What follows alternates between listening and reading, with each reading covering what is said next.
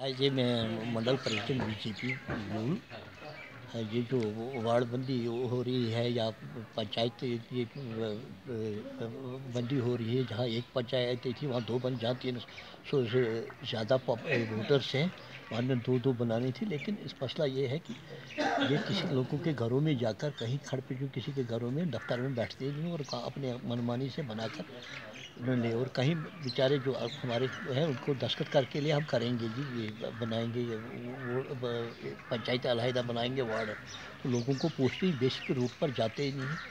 और जो बॉर्डर इनको दिखाई गई है उन्होंने इनको सादा लोगों का फ़ायदा उठाया और उनसे जो है ये अपने मन मर्जी से उन्होंने बनाई। और इसमें ज़्यादातर मैं समझता हूँ कि यहाँ के जो कंसर्न रिप्रेजेंटेटिव हैं उनका हाथ है, उनके कहने पर उन्होंने वार्ड बंदी शुरू की है।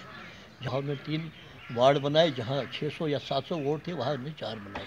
इसलिए 6 और 7 वार्ड नंबर में उन्होंने ख़ास तौर पर गफला किया है। तो गाली कुछ वार्ड चुना।